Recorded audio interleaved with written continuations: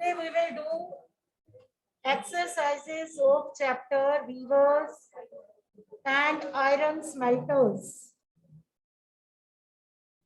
So let's begin with what kind of cloth had a large market. बिना सोचे एक minute में quick answers मुझे चाहिए क्योंकि you have done this chapter thoroughly. What kind of cloth had a large market in Europe? What kind of cloth? Cotton is very good. Cotton and silk textile. Clap for Shireen. Agam, your name is Agam. Clap for Agam. This answer is given by Agam. Cotton and silk textile. What kinds of cloth had a large market in Europe? Cotton and silk textile had a large market in Europe. Different varieties of Indian textiles like, here you can give different varieties also. Different varieties of Indian textiles like chains, khasa and bandana were sold in European market. Here you will write what kind of cloth. But say you are doing what kind of cloth had a large market in Europe. Europe में किन clothes की demand ज़्यादा थी? Cotton and silk textile. और साथ में आप बता सकते हो different varieties of Indian textile. इसी में ही different varieties of Indian textile कौन सी वाली? Chains, bandana, khasa were sold in European markets. Different varieties of Indian textiles such as chains, bandana and khasa were sold in European markets. Was it clear? कैसे clothes की demand European market में थी? Indian and silk, Indian cotton and silk textile. And Indian textile की different varieties. Which were the different varieties? Chain, khasa and bandana were sold in European markets. Is it clear to all? First of all, जैसे अगम ने answer बताया, main answer is cotton and silk textile. Cotton and silk textile had a large market in Europe. फिर साथ में आप बता दोगे different varieties of Indian textiles such as chains, bandana and khasa were sold in European market. Is it clear? Next, what is jamdani?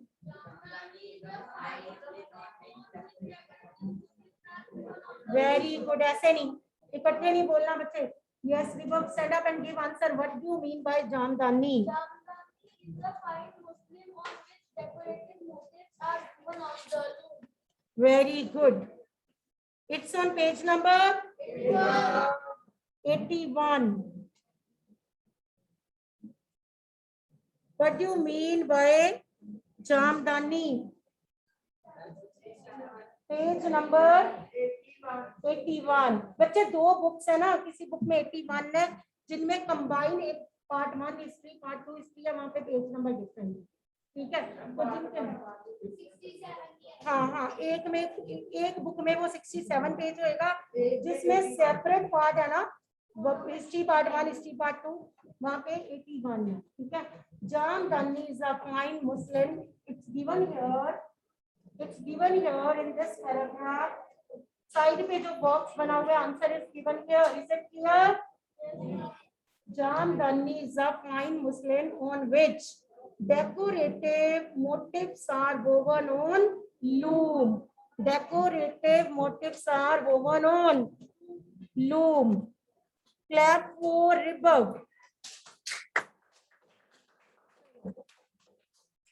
Next is, what is bandana? Very good. ऐसे नहीं. Yes, सक्षम या संयम जो भी है.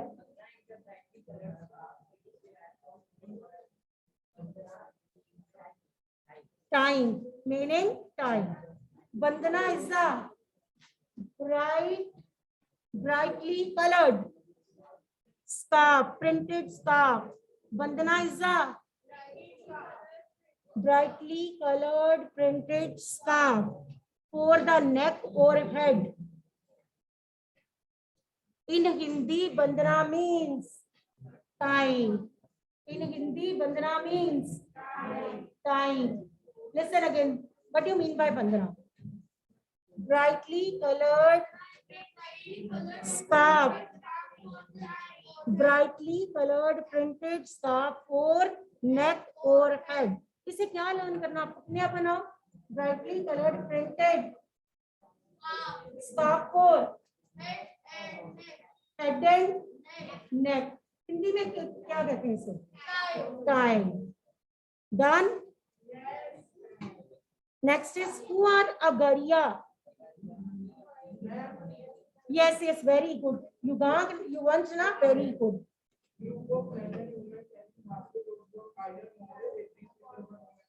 Very good. Clap for Yuvansh. Indian community of iron smelters. यहाँ group of people जैसे युवंश ने बताया है, carrying basket loads, जैसे मर्जी आप लिख सकते हो. यहाँ you can write like this also. Indian community of iron smelters. Indian community of iron smelters. Agaria कौन थे? Indian community of iron smelters. Indian community of iron smelters. You can write like this also. It's your choice. अगर आपने basket वाला लिखना, then you can note down from the book also. कौन थे? Indian community of iron smelters. ये देखो iron smelters. Indian community of iron smelters. ये कौन थे? Agaria. Indian community of iron smelters. Iron smelters. Indian community. Iron smelters. Next. अब ये question अभी तो जो हमने किए वेरी शॉर्ट आंसर्स. अब आ जाओ आप अपने बड़े आंसर्स पे. First is how do the names of different textiles tell us about their histories. एक मिनट, इसमें पहले मैं आपको इतना हिंट दे देती हूं, then you will do it yourself. इसमें आपने पहले तो मुस्लिम, कैलिको, ठीक, बंदना, चिंट्स, ये चारों के बारे में बता दोगे तो आपका ये आंसर कंप्लीट हो जाएगा. ठीक है. First is Muslim, you know it very well. फिर कैलिको, पोर्चुगीज लेके गए थे, पोर्चुगीज जो कैलिकट से, तो उसको क्या कहा उन्होंने? कैलिको. फिर मुस्लिम के बारे में बताओगे कि यूरोपियन ट्रेडर्स जो थे उन्होंने किसके हाथ में देखी थी ये मुस्लिम? अरब ट्रेडर्स के हाथ में. और फिर क्योंकि वो कहां से लेके गए थे? Mosul in present day Iraq, तो उसको क्या कहा गया? मुस्लिम. ठीक है. फिर अब बंदना भी आपने किया, बंदना के बारे में बता दो कि Hindi word derive, this word derive from Hindi means time और डाइंग, जो भी है.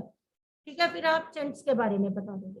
तो ये चारों के बारे में जब आप बताओगे तो हिस्ट्री ये जो आपसे पूछ रहे हैं हिस्ट्री ऑफ इंडियन क्लोथ, तो ये कंप्लीट हो जाएगा. तो let's begin with first is Muslim.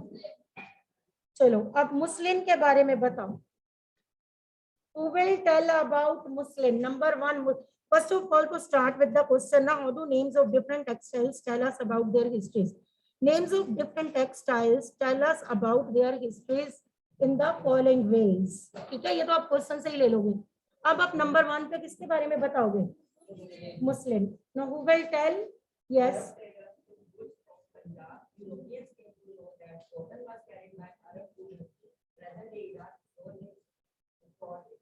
Very good. अब इसमें आप बता दोगे European traders saw fine cotton cloth. European traders saw fine cotton cloth carried by Arab merchants. European traders saw fine cotton cloth carried by Arab merchants in Mosul in present day Iraq. Present day Iraq. They named this textile as muslin. They named this textile as muslin. Clap for Sayyid. Muslin. This is about muslin. Next is, अब number 2 पे आप आ जाओ, calico. Calico, चलो रिबब. When the Portuguese first come to India in search of spices, they landed in Calicut on the Kerala. The cotton textile which they took back to India along with the spices came to be called as calico. Very good. इतना बड़ा करने की जरूरत नहीं, spices हमने mention नहीं करना. Simple बताओ कि पोर्टुगीज ट्रेडर्स लैंडेड कहाँ आए थे? Calicut in Kerala and carried with them cotton textile and named it as Calico. Calico. बस इतना सा बताओ. Portuguese traders landed at Calicut in Kerala, carried with them cotton textile, named it as Calico. Second point इसको बना दो, ठीक है?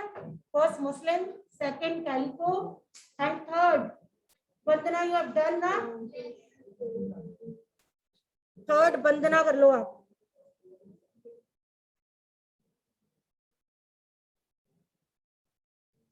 It is derived from the word. It is derived from the word bandan, refer to printed scarf for neck or head. It is derived from Hindi word bandan or tying, refer to printed scarf for neck or head. जहाँ आपने जैसे पहले लिखा, you can write same. You have done बंदना ना, you can write same. Same, बस इसकी beginning change कर दो. क्यों? आपने इसकी हिस्ट्री बतानी है. ये हिंदी के वर्ड से लिया गया बंदन. टाइम, जो कि एक स्कार्फ है, प्रिंटेड स्कार्फ है, यूज फॉर हेड और नेक. उसी लाइन को चेंज कर दो ना. No need to learn. और आपको क्रैम नहीं करना. जो आपने पहले किया उसी को थोड़ा सा मोल्ड करके लिख दो बस. नेक्स्ट आप इतना बता दो ना, this word is taken from Hindi word bandhan meaning tying. फिर आप बताओ this is used for scarf, printed scarf, used for neck और हेड. तो इस वे से लिख दो. अपनी लैंग्वेज में करो ना, अपने वे से लिखो, because you have to learn. मैंने नहीं लर्न करना, आपने लर्न करना. तो आप अपनी वर्डिंग में लिखोगे, it will become easy for you to learn. ठीक है ना? आप अपने वे से बनाओ. नेक्स्ट फोर्थ नंबर किसको लिखेंगे? चेन्स. Very good. किसको लिखेंगे? चेन्स. अब इसमें बताओ, this name is derived from Hindi word chint. This word is derived from Hindi word chint. A cloth with small colorful floral designs. A cloth with small colorful floral designs. This word is taken from Hindi word chint. किससे लिया गया? Chint. A cloth with small colorful flowers. A cloth with small colorful flowery designs. कैसे भी आप लिख सकते हो. A cloth with small flowery designs, colorful flowery designs. कैसे भी लिख सकते हो. This word is taken from Hindi word chint. अब उसमें क्या बने हुए हैं? The cloth with small colorful flowery designs. Is it clear? तो ये हिस्ट्री हो गई. different clothes. आप इसमें first of all you will write about muslin, then calico, then Bandana, then chain. Muslin आप बड़े इजी वे से कर सकते हो. इन्होंने किसके हाथ में मुस्लिन को देखा था? यूरोपियन ने. किसके हाथ में? Arab traders. अब उन्होंने इसको नाम क्या दिया इस टेक्सटाइल को? क्योंकि ये कहाँ से लेके गए थे? Mosul in present day. तो इसको क्या नाम दिया? Muslin. Who landed Calicut? Portuguese. Kerala में, है ना? एंड वहां से क्या लेके गए? Named it as calico. कितना इजी अगर ऐसे. बंदना सबको पता है, हिंदी का वर्ड बंधन. टाइम एक कलरफुल ब्राइट कलर स्कार्फ है, for neck for head. Winter आने वाली है ना, स्कार्फ गर्ल्स ने पहनने हैं, तो किसके लिए होते हैं यहाँ, neck for head. Next is chintz, derive from Hindi word chint. इसमें क्या आता है टेक्सटाइल में, cloth with small floral designs, cloth with small colorful floral designs. Is it clear? इतना आ गया। नेक्स्ट अब देखो, ये क्वेश्चन देखने में बहुत बड़ा है, कई बच्चों ने इतना बड़ा क्वेश्चन देख के ही डर जाना है कि इतना बड़ा क्वेश्चन आ गया। सुनो, why did wool and silk producers in England, listen carefully, first of all listen question, try to understand किस क्वेश्चन में पूछा गया, जो पूछा होता है सिर्फ वो मेन बताना होता है बस। listen, why did the wool and silk producers in England protest against the import of Indian textiles in the early 18th century? पहले मेरे से क्वेश्चन के बारे में सुनो। इसमें वो पूछ रहे हैं इंग्लैंड के silk, wool and silk producers जो थे, है ना, इंग्लैंड के, उन्होंने प्रोटेस्ट किए। किसको लेके प्रोटेस्ट किए? क्योंकि उन दिनों ब्रिटेन में इंडियन टेक्सटाइल्स आती थी, इंडियन कॉटन। अभी हमने फर्स्ट क्वेश्चन में किया कि Indian cotton and silk textile की डिमांड यूरोपियन मार्केट्स में ज्यादा थी। तो इंडिया की cotton and silk textile Britain जाती थी, तो वहां के सिल्क एंड कॉटन टेक्सटाइल जो प्रोड्यूसर्स थे, उन्होंने क्यों प्रोटेस्ट किए? सिंपल सी एक बात है, इंडिया में नोकिया के मोबाइल वाले, चाइनीज मोबाइल के वो प्रोटेस्ट करें, तो सिंपल सी बात है कि उनके अपने मोबाइल तो बिक नहीं रहे, किसकी डिमांड बढ़ी जा रही है? चाइनीज। वो हम अपनी गवर्नमेंट को कहेंगे कि चाइनीज मोबाइल की, जो भी चाइना से मोबाइल आ रहे हैं उन पे रिस्ट्रिक्शंस लगाओ या उन पे कस्टम ड्यूटीज लगाओ, ताकि हमारी कंट्री में हमारी चीज तो बिके सेम एज दियर। वो चाहते थे कि हमारी कंट्री में, उनका अपनी कंट्री में रह के कॉटन एंड सिल्क टेक्सटाइल नहीं बिकती वहाँ के प्रोड्यूसर्स को, क्योंकि अभी भी वहाँ के लोग, इंग्लैंड के लोग, they preferred Indian cotton and silk textile because it was famous for its finer variety. India was famous for its finer variety of cotton and silk textile in the world market. So there was great demand of Indian cotton textile in the markets of England. Rich people of England prefer to wear Indian cotton silk textile because of better finishing touch, because of finer variety of different designing. इसमें different designs होते थे. They didn't prefer the cotton silk textiles of their own country. अब मैंने सारे जो points बोलने हैं वो सारे पॉइंट्स ही ये शो कर रहे हैं कि जो वहां के प्रोड्यूसर्स थे उनका तो क्लोथ ही नहीं बिक रहा था अपनी मार्केट में। That's why they protested and they pressurized their government to put restrictions on the import of Indian cotton and silk textile. ये चीज लिखी है। अब आप सोचो कैसे लिखना। सबसे पहले तो उसको बिगनिंग यही ना बता रहे, क्योंकि उन्होंने यही पूछा है कि क्यों उन्होंने प्रोटेस्ट की। सबसे पहले ये बात तो बताओ कि इंडिया वाज, ऐसे बताओ ना कि India was famous for its finer variety of cotton and silk textile in the world market, है ना। पहले तो इतना ही बताओ। यस, आप जिसमें से मर्जी लिख सकते हो, मेन बस आपको ये चीजें लिखनी है। India was famous for its finer variety of India was famous for its finer variety of cotton and silk textiles in the world market. ये पॉइंट टफ कर लगा किसी को? इंडिया was famous, बुक में कितनी बार पढ़ा आएगा ये point? India was famous for its finer variety of cotton and silk textiles in the world market. फिर आप ये भी बता सकते हो कि इन इंग्लैंड, पॉइंट्स में लिखोगे तो it will become easy for you. In England, rich people prefer to wear. In England, rich people prefer to wear Indian cotton and silk textile because of its better finishing touch and of different designing. In England rich people prefer to wear, क्या पहनना पसंद करते थे? Indian cotton silk textile because of its finer variety, better finishing touch and of different designing.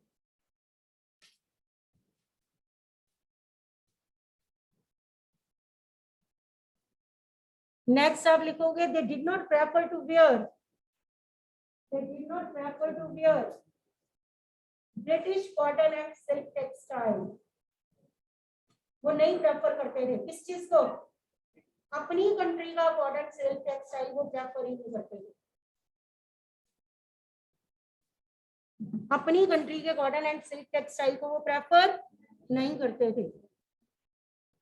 So due to these reasons, अब आप यहाँ पे आ जाओ. wool and silk producers in England. So due to these reasons, wool and silk producers in England protested against the import of Indian textiles. They pressurized their government to put restrictions. Restrictions नहीं लिखनी तो ban भी लिख सकते हो. They pressurized, उन्होंने अपनी government को किस बात के लिए प्रेशराइज किया कि बैन करो, किस पे? To put restrictions on the import of Indian cotton silk textile. To put restrictions on the import of Indian cotton silk textile. उन्होंने अपनी गवर्नमेंट को प्रेशराइज किया कि जो भी इंडिया से कॉटन सिल्क टेक्सटाइल आता है उस पर बैन लगाओ. Is it clear? Is it clear? मैं फिर पूछती हूँ, क्यों वहां के कॉटन एंड सिल्क प्रोड्यूसर्स ने प्रोटेस्ट किए थे? इंग्लैंड के लोगों ने क्यों प्रोटेस्ट किए? इंडिया के कॉटन एंड सिल्क टेक्सटाइल की पूरी वर्ल्ड में डिमांड थी. ठीक है. रिच पीपल ऑफ इंग्लैंड, जो इंग्लैंड के रिच थे, वो क्या पहनना पसंद करते थे? इंडियन कॉटन टेक्सटाइल, क्योंकि उसमें बेस्ट डिजाइनिंग थी, बेटर फिनिशिंग टच था. तो वो इंडिया की कॉटन सिल्क टेक्सटाइल को प्रेफर करते थे. They don't prefer the cotton silk textile of their own country. British textile को प्रेफर नहीं करते थे. इसीलिए वहां के कॉटन एंड सिल्क प्रोड्यूसर्स ने प्रोटेस्ट किए और अपनी गवर्नमेंट को प्रेशराइज किया. पुट रिस्ट्रिक्शंस, रिस्ट्रिक्शंस का मीनिंग पता ना? Put restrictions, ban, put restrictions on the import of Indian cotton silk textile. Is it clear? इसीलिए प्रोटेस्ट किया ना कि उनकी अपनी कंट्री में अपना ही क्लोथ नहीं बिक रहा था. उनकी अपनी कंट्री में देखो उनकी इंसल्ट हो रही थी, अपना ही नहीं क्लोथ बिक रहा था. कौन सा क्लोथ बिक रहा था वहां की मार्केट्स में? इंडियन. तो उनसे बहुत जेलस हो रहे थे लोग. उन्होंने अपनी गवर्नमेंट को प्रेशराइज किया कि बैन लगाओ. किस पे बैन लगाओ? वो अपनी गवर्नमेंट को कह रहे थे कि हमें प्रोटेक्ट करो.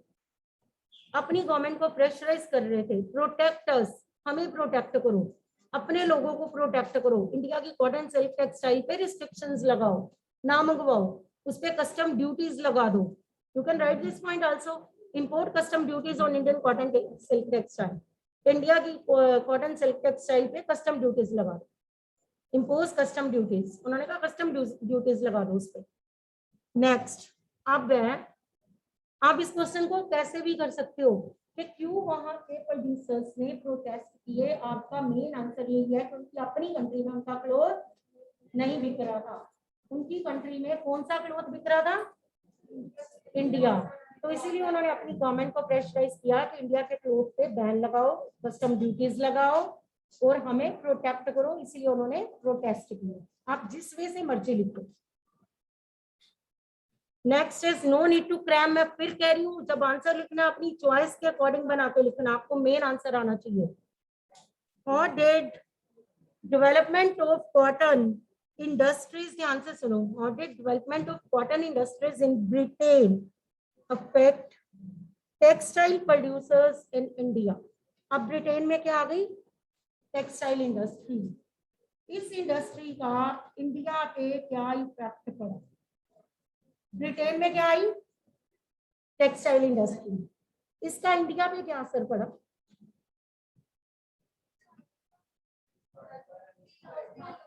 Very good.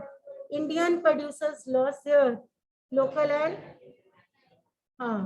और it's very tough for them to compete with British textile because it was cheap. वो cheap थी. Very good. Indian cotton textile producers had to pay custom duties while carrying their clothes to international markets. So they lost their international markets, and Indian markets were flooded with British textiles. And people in India were poor and preferred to buy British textile, mill-made clothes. That's why. इसके ऊपर bad impact है. They lost their local market. कौन? Indian cotton textile producers. They lost their local market also. International market तो उनकी बेचारों की गई साथ में लोकल मार्केट भी चली गई. अब ये क्वेश्चन थोड़ा सा समझ आ गया?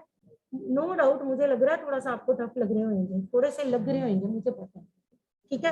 कॉटन एंड सिल्क प्रोड्यूसर्स ने क्यों वहां पे प्रोटेस्ट किए थे? क्यों प्रोटेस्ट किए कॉटन एंड सिल्क प्रोड्यूसर्स ने इंग्लैंड में? मेन आंसर इज उन्हीं की कंट्री में उन्हीं का क्लोथ नहीं दिख रहा. This is the main answer. आप चाहे 2 पॉइंट दे दो और मेन आंसर लिख दो, you will get full marks. ये थोड़ा होता है कि आपने बड़ा सा एक पैराग्राफ लिखना है और फिर अगर वो बड़े पैराग्राफ में आंसर ही ना हो फिर you will gate 0 for that.